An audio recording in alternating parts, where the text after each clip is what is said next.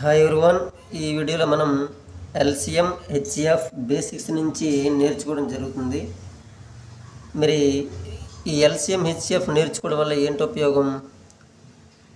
మీరు కాంపిటేటివ్ ఎగ్జామ్స్కి ప్రిపేర్ అయ్యే వాళ్ళైతే బేసిక్స్ నుంచి నేర్చుకోవడం వల్ల ఎటువంటి ప్రాబ్లం ఇచ్చినా కూడాను ఈజీగా చేయగలుగుతారు. ఒకవేళ మీరు యాజ్ ఎ పేరెంట్గా నేర్చుకుంటే అట్లీస్ట్ మీ ఇంట్లో ఉన్న పిల్లలకైనా మీరైనా సరే చెప్పడానికి ఈజీగా ఉంటుంది అనమాట. ఇంతకీ ఎల్సిఎం అంటే ఏంటో ఫుల్ ఫామ్ చూడండి. Least common multiple. L means least, C means common, M means multiple. Okay, మరి ఎల్సిఎం యొక్క తెలుగులో అర్థం చూసినట్లయితే కనిష్ట సామాన్య గుణిజం. చూడండి, కాసాగు అంటాం, కనిష్ట సామాన్య గుణిజం. మరి ఇది అర్థం కావాలంటే మనకి ఒక ప్రాబ్లం చేసినట్లయితే మీకు చాలా ఈజీగా అర్థమవుతుంది. చూడండి, మరి ఏంటి ఆ ప్రశ్న అంటే find the LCM of 5 and 10. 5 and 10 యొక్క ఎల్సిఎం ఎంత అని మనకి సూటుగా అడుగుతుంది ప్రశ్న. ఇక్కడ ఒకటే గుర్తుపెట్టుకోండి, ఈ ఎల్సిఎంలో లీస్ట్ కామన్ మల్టిపుల్. ఈ ప్రాబ్లంలో 5 and 10 యొక్క మల్టిపుల్స్ ఉంటాయి కదా, వాటి యొక్క కామన్ మల్టిపుల్స్ తీసుకుంటే వాటిలో లీస్ట్ది ఎంత వస్తుందో అది ఫైండ్ అవుట్ చేయరా అని మనకు అడుగుతుంది అనమాట. ఓకేనా? మల్టిపుల్స్ అంటే ఏంటి అంటే సింపుల్గా మనం చిన్నప్పటి నుంచి నేర్చుకుంటున్నాం టేబుల్స్. అదే తెలుగులో మనం ఎక్కాలంటాం కదా, ఆ ఎక్కాలనండి బాబు. 5 and 10 ఈ లెక్కలోకి వచ్చేసరికి 5 మరియు 10 యొక్క ఎక్కాలు రాసి వాటిలో కామన్గా ఉండే వాటిలో చిన్నదాన్ని ఎంచుకోవడమే ఎల్సిఎం. ఓకేనా? నేను ఇప్పుడు చూడండి 5 యొక్క మల్టిపుల్స్ అన్ని రాస్తున్నాను. సో మల్టిపుల్స్ ఆఫ్ 5 చెప్పాను కదా. మల్టిపుల్స్ అంటే ఏంటి? ఎక్కాలు, టేబుల్స్ అనమాట. 5 టేబుల్ మనం చూడండి, 5 1 జ 5, 5 2 జ 10, 5 3 జ 15, 5 4 జ 20, 5 5 జ 25, 5 6 జ 30, 35 అండ్ ఎట్సెట్రా. ఇలా 5 టేబుల్లో మనకి 5 1 జ 5 నుంచి 5 10 జ 50 వరకే ఉంటాయి అనుకుంటున్నారా ఏంటి? ఇన్ఫినిట్, అనంతంగా, అన్కౌంటబుల్గా వస్తూనే ఉంటాయి. కాబట్టి ఎవరైనా 5 ఎక్కువ అంటే 5 1 5 నుంచి 5 10 50తో అంతే అని అనకండి. అలాగా ఎండ్లెస్గా వస్తూనే ఉంటుంది. మరి అలాగే 10 యొక్క మల్టిపుల్స్ రాద్దాం. So multiples of 10. మీరు 10 ఎక్కువ చెప్పండి. 10 1 10, 10 2 20, 10 3 30, 10 4 40, 50, 60, 70, 80 అండ్ ఎట్సెట్రా. ఇది మరలా సేమ్ 10 ఏకం కూడా 10 1 10 నుంచి 10 10 100 ఆగిపోతాయా? కాదు, ఇది కూడా ఎండ్లెస్గా వస్తూనే ఉంటాయి. కాబట్టి ఏ నెంబర్ యొక్క మల్టిపుల్స్ అయినా అన్కౌంటబుల్గా వస్తూనే ఉంటాయి అనే సంగతి గుర్తుపెట్టుకోండి. ఇది చాలా బేసిక్ కాన్సెప్ట్ అనమాట. అయితే మరి ఇప్పుడు మనకి ఏం చేస్తున్నాం? ఎల్సిఎంలోనే ఉందండి లీస్ట్ కామన్ మల్టిపుల్ అంటున్నాం. లీస్ట్ కామన్ మల్టిపుల్స్ అంటే కామన్ మల్టిపుల్స్ ఇప్పుడు ఏంటో రాయాలి. చూడండి, common multiples. So common multiples of 5 and 10. ఇప్పుడు చూడండి, 5 టేబుల్లో వచ్చే మల్టిపుల్స్ అన్ని రాసాం, అలాగే 10 టేబుల్లో అన్నీ కూడా. వీళ్ళిద్దరిలో కామన్గా ఉండే వాళ్ళు ఎవరనేది ఒకసారి మనం ఫైండ్ అవుట్ చేయాలి. ఒకసారి చూడండి, నేను రెడ్తో మార్క్ చేస్తున్నాను. 5 టేబుల్లో ఉంది కానీ 10 టేబుల్ లేదు కాబట్టి 5 మనం ఏం చేయట్లేదు. ఇక్కడ చూడండి, ఇక్కడ 10 కనిపిస్తుందా? సో 10 అనేవాడు ఇద్దరిలో కూడా ఉన్నాడు కాబట్టి సో ఫస్ట్ కామన్ మల్టిపుల్ 10. ఆ తర్వాత 20 కూడా ఉన్నాడు కదా, సో 20 కూడా రాసుకోవాలి. ఆ తర్వాత నెక్స్ట్ వచ్చేవాడు 30. ఆ తర్వాత నెక్స్ట్ 40, 50 అలా వస్తూనే ఉంటాయి అనమాట. అవి కూడా ఎన్ని వస్తాయి? ఇలాగా అన్కౌంటబుల్ వస్తాయండి. అయితే మరి ఇది సరే రాయట్లేదంటే వాటితో మనకు అవసరం లేదు. ఎందుకు? మనకి ఎల్సిఎంలోనే మనకి ఏం చెప్తుంది?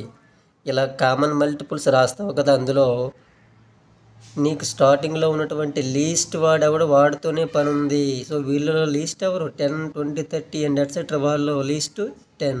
ఎస్. సో కాబట్టి ఇక్కడ మనకి కావాల్సినటువంటి LCM least common multiples of or LCM of 5 and 10. So వీళ్ళిద్దరికీ నువ్వు రాసినటువంటి కామన్ మల్టిపుల్స్లో లీస్ట్ ఎవరు? 10. So LCM of 5 and 10 is 10. So ఈ విధంగా చేస్తాం అనమాట. చూడండి, మరి ఈ ప్రాబ్లంలో ఫైండ్ ద ఎల్సిఎం ఆఫ్ 16, 20, 24. మరి ముందు చెప్పుకున్న పద్ధతిలో మనకి మల్టిపుల్స్ అన్నీ రాసి వాటి యొక్క కామన్ మల్టిపుల్స్ చూసుకొని వాటిలో లీస్ట్ వన్ సెలెక్ట్ చేయడం అంటే ఒక 2 నెంబర్స్ వరకు ఈజీగానే ఉంటుంది. అది కూడా చిన్న చిన్న నెంబర్లు అయితే. కొంచెం ఆ సంఖ్య పెరిగినా ఎక్కువ నెంబర్లు అయినా సరే మరి మనం మల్టిపుల్స్ రాసుకుంటూ వెళ్ళే పద్ధతి అనేది కొంచెం డిఫికల్ట్గా ఉంటుందన్నమాట. మరి దీనికి ఏమైనా ఆల్టర్నేషన్ మెథడ్ ఉందంటే ఎస్, డివిజన్ మెథడ్లో చాలా ఈజీగా మనం చేయొచ్చు అనమాట. చూడండి, ఇప్పుడు ఈ 3 నెంబర్స్ని ఎలా రాసుకుంటానంటే సో 16, 20, 24.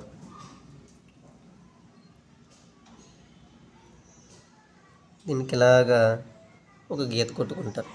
సరే, బాగా అబ్జర్వ్ చేస్తే ఓకేనా, గీత కొట్టుకున్నాక ఇప్పుడు చూడండి, నెంబర్స్ పైన కంప్లీట్ అవగాహన ఉండాలండి. అంటే నెంబర్స్ చూడగానే అవి ఏ టేబుల్స్లో అంటే ఏ ఎక్కాల్లో ఉంటాయో టక్ మనం చెప్పే విధంగా ఉండాలి.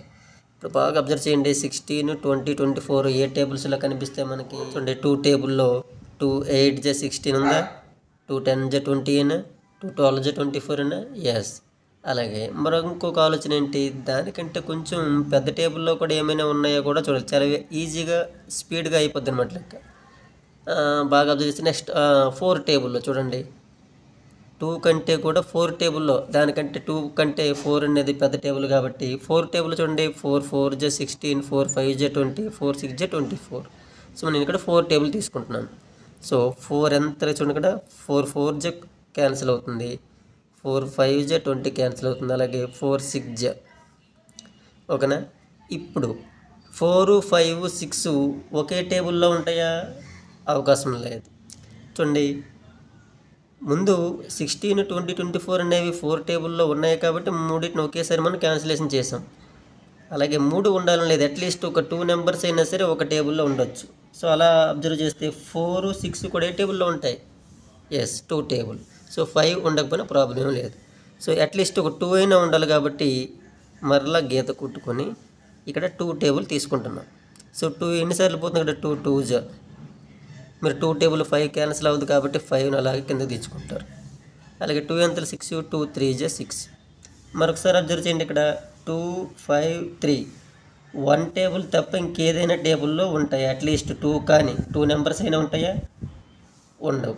సో అలా ఉండవు కాబట్టి అట్లీస్ట్ ఒక ఇద్దరు కానీ ఒక టేబుల్లో ఉండాలి. ఉండకపోతే అక్కడితో మీరు అక్కడ ఆపివచ్చు అనమాట. సో ఈక్వల్ సింబల్ వేసుకొని ఇక్కడి నుంచి ఈ చివరి వరకు అన్నిటి మధ్యలో ఇంటూ పెట్టుకుంటూ రాస్తాను. చూడండి, 4 ఇంటూ 2 ఇంటూ 2 ఇంటూ 5 ఇంటూ 3. చూడండి, 4 2 జ 8, 8 2 జ 16, 16 5 జ 80, 83 జ 240. సో ఈ 240 అంటే ఇక్కడ LCM of 16, 20 and 24, that is 240. ఈ 3 నెంబర్ల యొక్క ఎల్సిఎం మనకి 240 వచ్చిందనమాట. సో ఈ విధంగా మనం 2 నెంబర్స్ ఏంటి, 3 నెంబర్స్, 4 5 ఎన్ని నెంబర్స్ ఇచ్చినా కూడా ఈ విధంగా మనం డివిజన్ మెథడ్లో చాలా ఈజీగా మనం ఎల్సిఎంని ఫైండ్ అవుట్ చేయొచ్చు. ఓకేనా. మీరు మరిన్ని ప్రాబ్లమ్స్ మీరు ఈ విధంగా ప్రాక్టీస్ చేస్తే చాలా ఈజీగా ఎల్సిఎం చేయగలరనమాట. మరి ఎల్సిఎం కోసం నేర్చుకున్నాం, మరి ఇప్పుడు హెచ్సిఎఫ్ కోసం చూద్దామా? మరి దీని యొక్క ఫుల్ ఫామ్ చూడండి, HCF means highest common factor. Highest common factor. మరి దీన్ని సింపుల్గా ఎలా అర్థం చేసుకోవాలో చూడండి. నేను ఒక ఎగ్జాంపుల్తో ఒక 2 నెంబర్స్ తీసుకుంటున్నాను, 20 అండ్ 24. ఈ 2 నెంబర్స్ తాలూకా హెచ్సిఎఫ్ ఎంత అనేది ఫైండ్ అవుట్ చేయాలి. సో క్వశ్చన్ మార్క్ వేసాను. 20కి 24కి హెచ్సిఎఫ్ ఫైండ్ అవుట్ చేస్తే ఏంటి అసలు హెచ్సిఎఫ్ అంటే, ఇక్కడ ఎఫ్ మీన్స్ ఫ్యాక్టర్ కనిపిస్తుంది కదా. ఫ్యాక్టర్ అనగానే మీకు ఏం గుర్తుకు రావాలంటే ఈ 2 నెంబర్స్ని ఎగ్జాక్ట్గా డివైడ్ చేసే నెంబర్స్ ఏమైనా ఉంటే వాటిని ఆ 2 నెంబర్స్ యొక్క ఫ్యాక్టర్స్ అంటాం. ఫర్ ఎగ్జాంపుల్ 20 ఉందనుకోండి, 2 టేబుల్ చూడండి, 2 10 జ 20 అంటే 2 అనేది ఒక ఫ్యాక్టర్, 5 4 జ 20, 4 5 జ 20, అలాగే 10 2 జ 20. ఇవన్నీ కూడాను 10 20 యొక్క ఫ్యాక్టర్స్ అవుతాయి అన్నమాట. అలాగే 24కి అయినా సరే అవి ఏ టేబుల్స్లో ఉంటాయి అవన్నీ కూడా ఫ్యాక్టర్సే. వీటిలో వీళ్ళిద్దరి యొక్క కామన్గా ఉన్నటువంటి ఫ్యాక్టర్స్లో ఏదైతే హైయెస్ట్ అంటే పెద్దది ఉంటుందో అదే హైయెస్ట్ కామన్ ఫ్యాక్టర్ అవుతుంది. మరి దీనికి ఎలా ఫైండ్ అవుట్ చేయాలంటే మనం దీన్ని డివిజన్ మెథడ్లో చాలా ఈజీగా చేయొచ్చు అనమాట. ఎలానో చూడండి ఒకసారి. మీరు ఈ రెండిట్లో చిన్న నెంబర్ ఉంది కదా, ఈ చిన్న నెంబర్ని ఇలా లెఫ్ట్ సైడ్ రాసుకొని చూడండి ఈ విధంగా ఒక గీత పెట్టుకుంటారు.